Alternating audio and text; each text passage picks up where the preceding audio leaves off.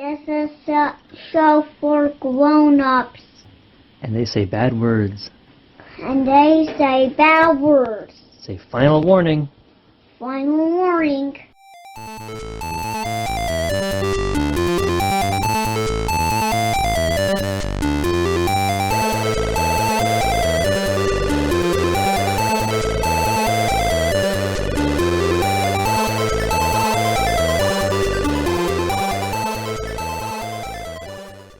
Hello and welcome to the Pot of Blunders. My name is Nate Magnuski, and with me today is Robin B. of Shrike Tabletop. Robin, how the hell are you? Hey, I'm doing fine. I'm Robin B., she, her, from Shrike Tabletop. Thanks for coming on the show, Robin. Glad to be here. So first and foremost, how did you get into the hobby? Good question. And that's kind of where the story of Shrike Tabletop starts, not just the story of like Robin's gaming, because I end up starting playing tabletop gaming. I'm in this choir as a child, and I make a friend named Dan, who people who follow our Twitter will recognize as the other name on all the books. And he has these like White Dwarf magazines that are Warhammer 40,000 oriented. I'm fascinated with these little like plastic miniatures that he has, and he shows me some of them when I go over to his house. So I start with Warhammer 40,000. I'm 12. I'm bad at it. I'm using Testor's paint. Then I go over, it's one of Dan's birthdays, and he's got the 4th edition D&D set, because I'm just going to date myself about how old I am. And we're 12 years old playing this 4th edition D&D set. I'm playing 2 characters because I'm the only one playing, because no one was there yet. And so we kind of started playing together, and we just kind of kept playing together, for the next 13 years. And so what made you change from player to designer? That was kind of a gradual process. So like I grew up, there was a tabletop gaming store like 5 minutes walking distance from my house. So like when I was done with school, and I was homeschooled, so I was done with school pretty early, I just walked up there. I spent all my time there until I was like 19, started to go into people's houses to play because I had a car now. And in that process, I think I'm just running, I think the process is player, GM, game designer. Because I started off as like, a player, but then I start running games. As you run games, I mean, you make game design decisions eventually, just as a factor of running a game. And you make more and more of those. I fell in love with Savage Worlds and that like generic style like RPG system thing. And I start making like a lot of like setting guides. So the setting guides are where I start really like honing in, and actually like one of the earliest drafts of Era of Silence, the game we're talking about today, is a setting guide for Savage Worlds. And then I think in 2019, I'm finally just like, I've always wanted to just finally like pull the trigger and like make a game. I started with the draft of something that I am going to finish someday before I die called Turbo Murder. That sounds awesome. The idea is a hyper-violence combat sim TTRPG with emphasis on momentum as like health points, using like small minions as ways of generating health as like your way to fight toward the bigger foes. It would be a quote-unquote a system that could equally house Doom and Kirby. Then Dan and I were talking, we were neighbors at the time, and it's late, it's midnight, and he just has this idea for this TTRPG, like this like dice system that's like non-linear that would become what we call like Thorn. And I'm the stoned one. I'm smoking weed and like sorry, I don't know if that's okay on the show. Okay. Go for it. And he's completely sober, as Dan is, and just rambling to me like he just like was abducted by aliens or something. And like I'm just astounded, and we start writing stuff down. I had kind of wanted to do something with Era of Silence, like a full RPG.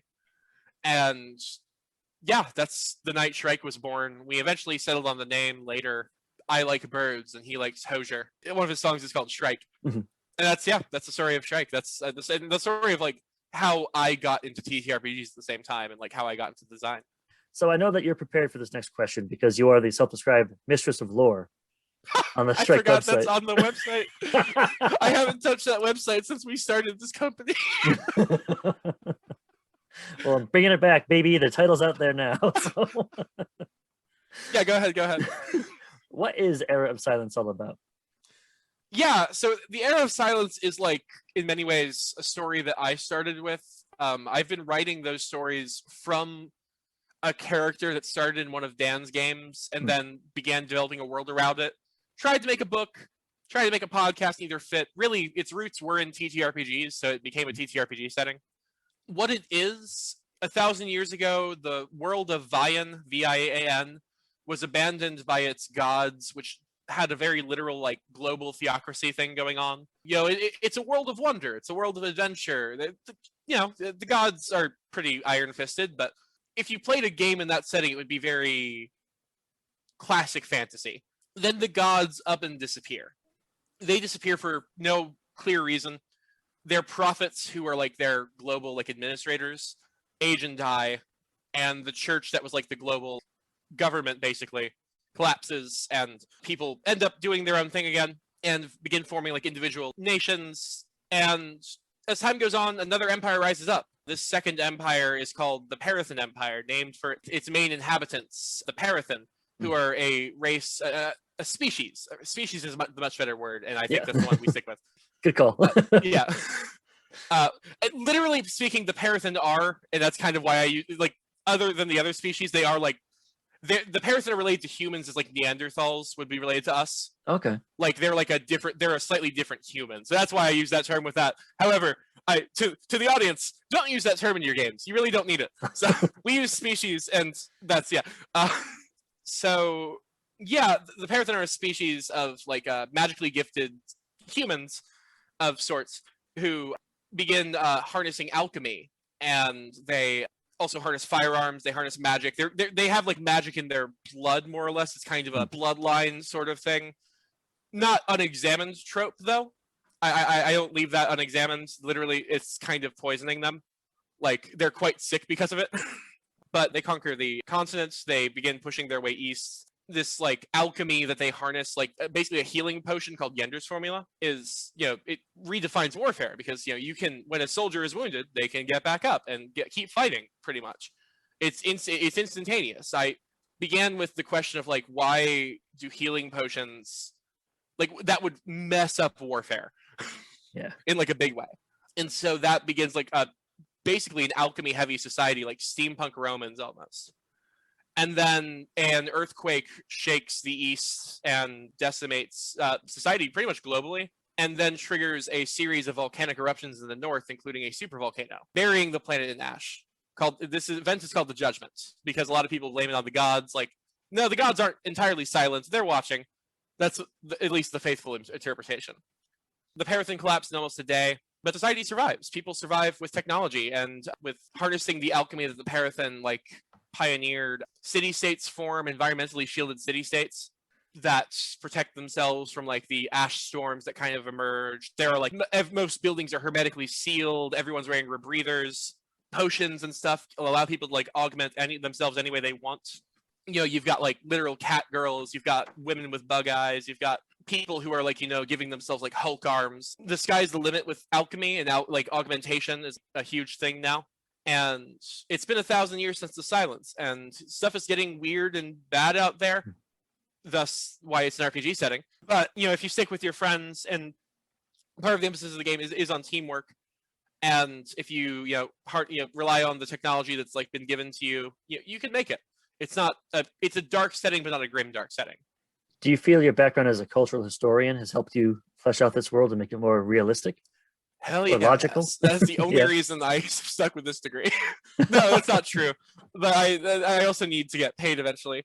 But I feel like learning how civilizations form and how like it can be very easy to create those monoculture species, or those monoculture those very black and white settlements. You can lose track of like what people value, I think. And cultural history, I think, is a field that really like emphasizes like what people value and what makes us who we are. So I'm very fond of like exploring like how resource scarcity affects culture. It made me think of the way you tackled healing potions being an object of cultural import and having an effect on society as a whole. I don't think many designers without your background, or maybe just your way of thinking, would have come up with that. And I thought it was very clever. Thank you. I appreciate it. I'm very fond of I like pushing things that most of my world building is just asking myself questions about something that I previously took for granted. So, do you feel like this system is built for campaign play? Is it built for one shots? How would you want people to play this game? Good question. I think Era of Silence excels at it's for sure a combat game. So anytime you play it, you're probably going to be you're expecting one or two fights. I don't want to be one of those people to tell you how to play your game, but also chances are if you're not fighting at least once every 2 sessions, you might want a less combat oriented system because 65% of the rules are combat based. That said, I've run one shots and they run fine. Those one shots are a little bit longer because you've got to fit. Combat runs faster than most traditional style RPGs, average half an hour skirmish combat. For a pretty tactical fight, not bad. I like it for campaigns, and personally, we plan to release both one-shot modules that you can play, and actually we're working on 2 right now. But there also will be a series of campaign books. So it excels at both. I think if you want a one-shot, prepare for a slightly longer game. And are we looking at gridded combat on battle mats exclusively, theater of the mind? The game is best played on a mat. However, we do have rules in the narrator's guide for narrative combat, as an optional way to approach all that is more or less a guide to play it in theater of the mind. And then zone combat is a pretty healthy medium, just as long as the most important thing is you need a pretty clear idea of placement, because cover is more important than health. There is no health. Cover is all you got. Don't get shot. Yeah, I mean that gets into the rules a bit, but yeah, I do want to talk about that next. So you mentioned it briefly earlier. Tell me about the Thorn system. Yeah, Thorn system. I can't take credit for it. That is absolutely the brainchild of F. Dan O'Neill, the other Shrike person. And Thorn system is a dice system that uses a mix of variable die type based on your attribute, variable amount of dice, so a dice pool based on your skill level, variable target number, and roll low. The interaction of those 4 things creates a dice system in which no one character is always the best at a given check 100% of the time. It's a lot more interactive, and there's a lot more the core idea of Thorn is reflecting different intelligences, which we think is true of people in the real world, different ways of being good at things. You aren't just referencing classic RPGs. Most classic RPGs are linear. You roll a die, you add the person with the best number always rolls because there's no reason not to. This creates kind of an island style of gameplay where it's the bard's moment. But it is not a fun time to be anyone but the bard. Same with, there's combat moments where now the utility character feels useless. This creates an interaction where different characters can be the table is all kind of relevant at the same time because no one knows whose number is going to be the best one. There are legit discussions in our playtest groups I've got 2d8 but you've got 3 I've got 2d6 but you've got 3d8. That's a whole discussion about those odds, and that's a little bit more interesting. I think it's not just go best person roll. The anecdote that we use is a kindergarten teacher and a professor would both have the teaching skill and would both use it, but would be useless in each other's shoes. So is this game classless? There's other classes? No asterisk. Okay, perfect. No asterisk. We definitely can't market it as classless. It's not a free-form RPG. Sure. I would describe it as modular. Your characters, we break a class into a series of choices. So you choose your species first. That's just your species choice. Then what would normally be a class is a series of 3 choices: training, focus, and combat specialty. The reason we break these up, for one thing, it lets you do some cool things from character creation, you can be a close combat mage in power armor, or you can be a drone operator who has criminal contacts and is a expert tactician in combat. So we break up the combat specialty and the training and focus choices so that you never choose between being good in combat and out of combat. There's never a choice between those 2 things. You've always got skills outside of combat and you've always got something to do inside of combat. So you have the core rule book, and then you have the narrator's guide. Yeah, so the narrator's guide is a newer thing. It adds a series of situational rules, stuff that the average player doesn't need to know, but they're good for you as a narrator to know.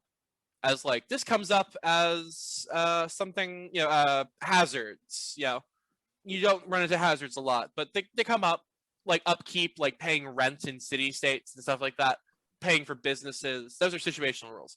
Optional rules, like I added an ammo tracker. Not anything tedious. It's pretty much just like at the end of every 2 combats, roll a die, and your chances get worse each time. And if you have to go resupply. We like having rules that are like there but not like invasive. I have a morale system. Optional rules, I would say, are rules that change the experience in a way that fundamentally I wouldn't want to associate with like the mainline Era of Silence, but is cool for some people. I think those are tools that people will make use of. And a very good, I can't say it's good, it's mine, but a system I am proud of NPC management, including a crew system that lets you like form little posses that like do missions for you. That sounds pretty good. Thank you. You see, you can say it. That's why I'm here. I'm just here to heap praise. That's all I'm here to do. As long as it's well earned, and it is, goddammit. So you take it. So what's the most surprising thing that you've learned through playtesting? I mean, so there's the obvious stuff like the game breakers. Like we found like someone figured out like a way to get the single worst die a person could have is the D20. The single best die someone could have is a D4. Someone figured out how to like get to a D4 by like slamming a potion and a spell together. So we modified some things about how that works, obviously. But surprising, like beyond that, like stuff we expected people to find ways to break the game. It's a traditional style RPG, just the way the mechanics work. Sometimes they're going to be exploitable.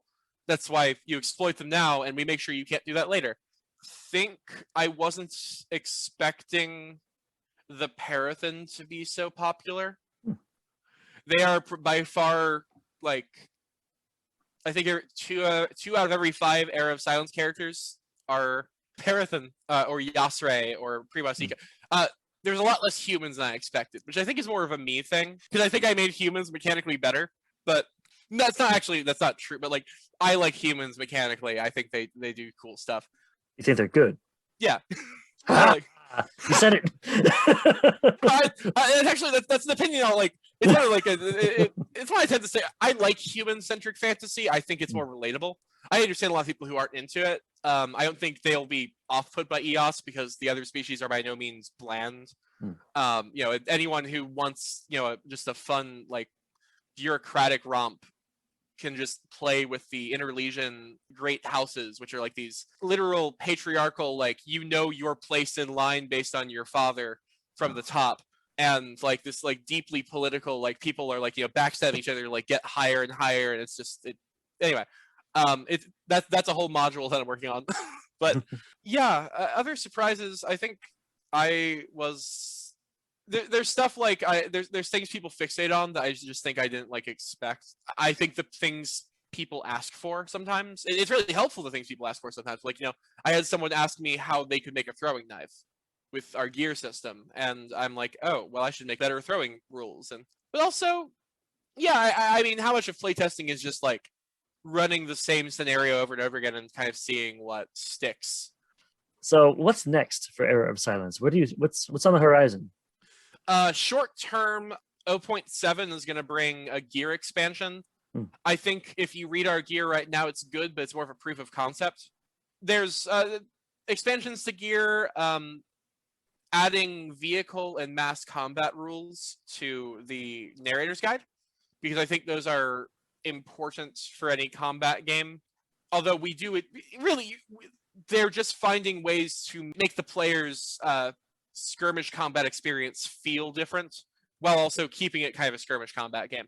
I think fans of cool new species stuff will like. We hired a writer recently named Cora, and she's been working on a species called the Sporeborn, who are like a construct of intelligent fungus, like a robot suit stuffed with fungus as a circuitry. Oh, cool. It builds off of a previously existing like story stuff in the world, based on like those slime molds that can solve problems. in real life. Like the one, like one of them like mapped out like Tokyo's transit system. Like I saw that. It was crazy. yeah. So like, what if those things could like start making like got like juiced up by like alchemical like steroids and like could start like making limited like decisions and like then the Sporeborn are like the next level up from that. They're like for what it's worth, for whatever that term means, fully sentient. I don't know if you got into the experiential things, if they would be experiencing the same thing as you are, but they seem to mimic it. So those will be a cool thing. We'll also be adding the Enchanter as a focus. It's a utility spellcaster who can like unlike other spellcasters, can like cast spells and like leave them for later. I think fans of the early build of the Unearthed Arcana Artificer will like that, because that's a lot of what I was thinking of when I built that. So yeah, that's the short term. We're looking towards 0.7 expansion, going to add a bunch of rules. That will probably be the last of the content expansions. Not there will be more content coming out, but like the books will be considered done as is, and then will be nothing but editing from there on. Maybe the occasional character creation option or an expansion of an existing section. No more new sections, because I'm tired. And we are working towards, in the long term, by the end of 2021, we want to launch a Kickstarter. Oh, great. The game as is will always be free. Like the core books are always going to be free through PDF. For one, we think that's good and just, and we don't want people to be paywalled out of our game. For another, if we offer a digital copy, it's free anyway. We're cool. It'll always be free, but the Kickstarter will allow us to do a print run. Mm-hmm. And I'd love a print version of this book. Every designer wants a print version of their book, I think. Maybe not, but we're working towards that. And like those books will be paid for. We'll try to keep them as cheap as we possibly can. We're also working on like some physical zines. I shouldn't say it's definitely gonna be one zine and hopefully a series. And then I'm working on some modules in between content expansion, and just getting a body of work out there so that people can start picking it up without like making their own games. Right now, anyone who wants to with the 0.6 release can pick up and play, but we want to offer more ways for people who need a little bit of introduction to the world to introduce themselves. I think it's gonna feel so odd and wonderful when you have that first, like the actual weight of a book that you've created in your hands. We've printed like the hard copy once before, but it's different. Like that's a bunch of loose leaf papers that we signed and then promptly I spilled coffee on. So that was a special thing that I haven't told Dan about.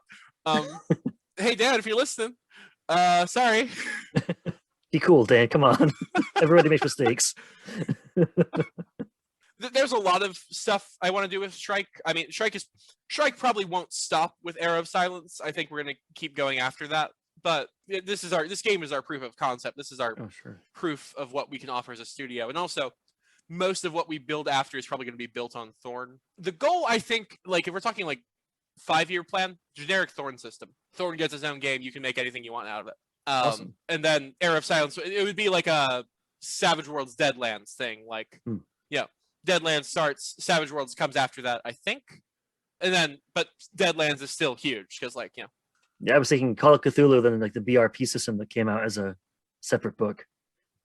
Yeah, I think that's just how a lot of studios do it. It makes sense. Like for us, it's truly like it helps a lot that we like have had a game to test all of these core mechanics in, and the context just happens to be a weird fantasy squad combat game. But Thorn itself is probably going to be a combat game no matter what. I have one last question for you. Sure. Because I want to be sensitive to your time because I know we're getting close to our cutoff time. It's fine. I have Halo at 9. You've got me till... I gotta get you to that Halo game. I can't be responsible for that. It's fine. Just energy sword one person for me. That's all I ask. Absolutely. Wonderful. What's one thing that we haven't asked about or that we haven't had the chance to talk about yet that you want our listeners to know? Either about you, your game, or Shrike, or Halo. I feel like I've been pretty thorough just by the fact that like I have covered most of the major thoughts of it. I think if you're a fan of any traditional style RPGs, I would give this one a shot. I wish you all the best, Robin. You have an excellent game here. You have an excellent team behind you, and I want to see you do very, very well. Thanks so much. This has been a lovely interview.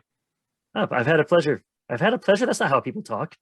No one's ever said that sentence in the whole history of the world. I've had a pleasure. Goodbye. I have to go to my alien spacecraft now. You're fine. It's been a pleasure. It's been a pleasure. That's how humans say words. Yeah, it has been though.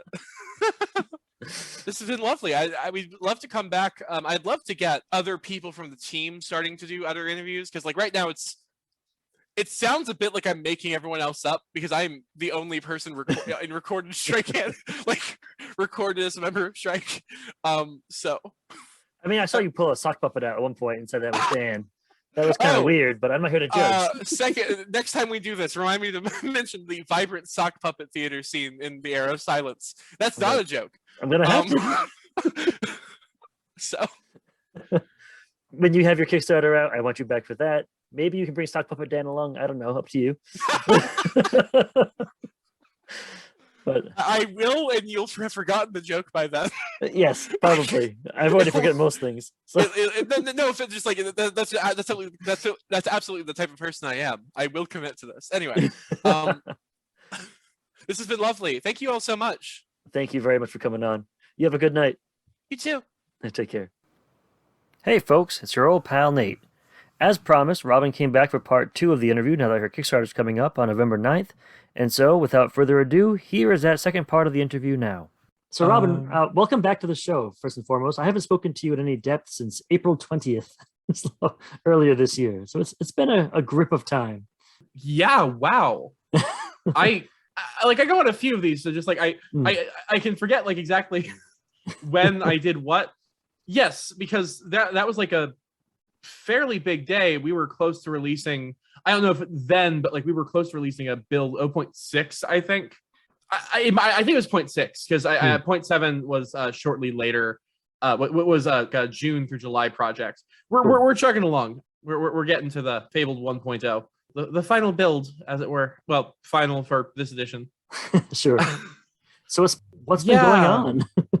Well, we got the copyright settled. That was a big thing. We have been steadily improving the rules. There's some combat balances. I think people who maybe weren't a fan of like the way the damage system previously worked might enjoy. You know, a little bit more agency when you get injured. We completely redid species and starting stats and character creation.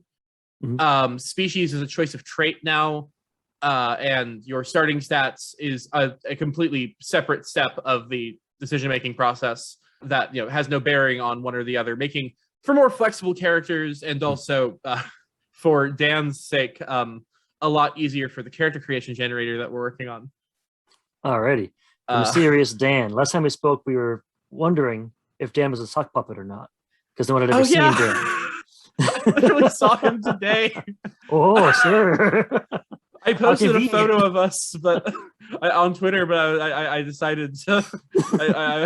I was like, I don't know if I want to post this here. We actually talked. He's working on a tarot card based RPG right now, and I'm working on a war game version of Era of Silence. Oh wow! All right. So like multiple minis or what? Yeah, like basically. Whereas Era of Silence right now as an RPG is focused on like individuals in a team fight. You control a single player controlling that team top down, like 1v1 to up to 4 players. Our combat system can accommodate it. This is a little bit off topic. Actual changes to EOS though, because I am here to promote that. Yes. And I'm pretty sure my team's gonna be mad if I don't do that. Anyone who loves the art of EOS is going to have a lot more to sink their teeth into. Sugar Mountains, Moss Sugar Mountains has been just very busy with it. Very happy with their work. We're almost to the point where we have the cover ready. We're going to be promoting that. And this is all working towards the same big thing, a Kickstarter on November 9th. We're going to be launching it, and it's going to be we're funding the print run of the game. More so than anything else. We want to get print books in the hands of people. We're also funding things like finishing paying Moss for all the art, getting some like proper copy editing, systems editing. Era of Silence is going to get made no matter what, but this is going to make it a lot easier to make this a more complete and better game to the market. And then after that, maybe we'll start selling copies. We're committed to keeping the game accessible. we've backpedaled a little bit on it being completely free forever, just because it hasn't been good for my team. Who I have 4 people all trying their hardest for us, and I want to start, getting some payback to them without also bankrupting myself. Yeah, that makes sense. So we'll be doing like community copies as we move into this like final stage of the product. But like, so you'll always be able to get a free copy if you need to, and if not, just steal it. It's fine. I'm telling you, it's cool. Yeah, so we're working towards the Kickstarter. The game is just generally improving, more and more little content. There's been a gear expansion. There's a lot more gear items.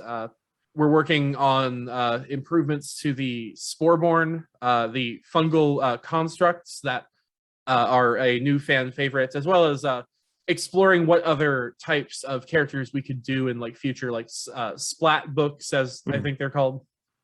I'm sure I'm going to think about more, but a lot of it's just kind of amounting to working on making the game better. Absolutely. Last we spoke, you had mentioned the Sporeborn, you had mentioned the gear. So it's nice to see that the work you were talking about is being done now. It's really good because it shows that you follow through, and that's important for someone who's going to kick off a Kickstarter soon. Yes. I should mention, for those who are fans of plastic miniatures, resin miniatures, I should be careful because we're printing with resin. We have secured a license for individual, like customized Era of Silence miniatures with the Kickstarter from a somewhat well-known print studio, the Maker's Cult. Oh, wow. Yeah. Yes. We have a license from them. And they made custom designs for us, and we are going to have you can play like, any of your little EOS characters. The armor is pretty much one type, but you can like make your character otherwise. Magic, melee, range, and we're very excited to be working with them. That's been a very cool part of the process because it feels like we're professionals now. They're so serious that they don't need social media. They can just carry themselves on word of mouth, and that's they like our project, so it's very flattering because we're hopefully we'll see where else that goes, but that's for right now. They're going to be getting some like residuals from the Kickstarter if people get those tiers, and we'll be doing other stuff like prints of like Moss's art, pins, shirts, the actual print copy of the game, and I think stuff like the usual stuff like credit in the book and all that. So there's a lot to look forward to. If you want to back this Kickstarter, it would go a long way in helping us finish the game. And we're going to finish it no matter what. It's going to get done no matter what. But paying the people paying people versus us doing it ourselves very slowly over time. Sure. The difference between getting like a release in like the middle of next year versus like 2023. So we're getting there. We also one more thing I just want to mention: we have a new member of the team who you'll be seeing doing more social media posts because, for the love of God, I need to get off of Twitter. Our good friend Willa, they are doing TikToks for us as well as some Twitter and Instagram work. So hopefully, it won't always just be the voice of Robin, just kind of saying what she dislikes in game design on Twitter. So yeah, I mean, I'm always impressed when I talk to you about the progress you've made and about the kind of stuff you're able to put out there, and this conversation is no different. I cannot wait for your Kickstarter to kick off on November 9th. I appreciate it so much. We would love to talk about it whenever, so thanks so much for having us on again. Well, thanks for coming back, but I do have one final question. Yeah. Did Den ever find out you spilled coffee on the first printing of Era of Silence? Until he listens to this, he won't. I think, like completely honestly, I'm pretty sure I said to him in passing, "Hey, I kind of donked it up." I think he just. Yeah. I keep finding it. There keeps being something else wrong with it, like a bent corner or something. And I'm just I need a fire safe or something. I just need. I mean the copyrighted version I'm like clinging to zealously because like that's like a big step. Anyway. So step one is learning how to forge a signature. You got to forge a signature, print out a new copy, and then you're good to go. Yeah. Thank you again for coming on the show, and we'll talk to you again soon. Thanks so much for having us. Hey, folks, it's your old pal Nate. Again, I want to say thanks one more time to Robin and her whole team for making this amazing game and for coming on the show. We really appreciate it, and I hope they were able to bring a little more attention to this very deserving project. There are 3 very important links in the show notes. The first is for the Kickstarter itself, so go ahead and sign up now so you can get reminded on November 9th so you don't miss it, because if you're like me, you'll forget it, even though it's really important to you and you love it and it's very meaningful. Unrelatedly, happy late anniversary, babe. Sorry, it's been a great 10 years, though, so thanks. Anyway, the second note will be for the Patreon. So go ahead and support them that way, too. That way they can keep making awesome games. Maybe we can see that miniatures game coming out, or that Thorn SRD that Robin was talking about. I'm very excited for that, because this is a great system. Lastly, there'll also be a link for the itch page for Robin and her team, so you can go grab a copy of Era of Silence in its current format. If you do that, I guarantee you'll be backing the Kickstarter, because this game is amazing. And you're going to want to get a hard copy of it in your hands. And that sounded a little sexier than I wanted it to, but I'm already tired of editing, so it stays. On that note, if you want to support our show, please head on over to our Patreon page, patreon.com/potofblunders. And, or, if you would, please go leave a 5-star review for us on iTunes. It really helps us reach a wider audience. And if you do that, email me at potofblunders@gmail.com, and I will read whatever message you want out loud on air, as long as it's not weird and fucked up or anti-vax or any of that bullshit. And if you made it this far, thank you so much for listening to all this. I have been your host, Nate Magnuski, and for the Pot of Blunders, may all your Ds be 12s.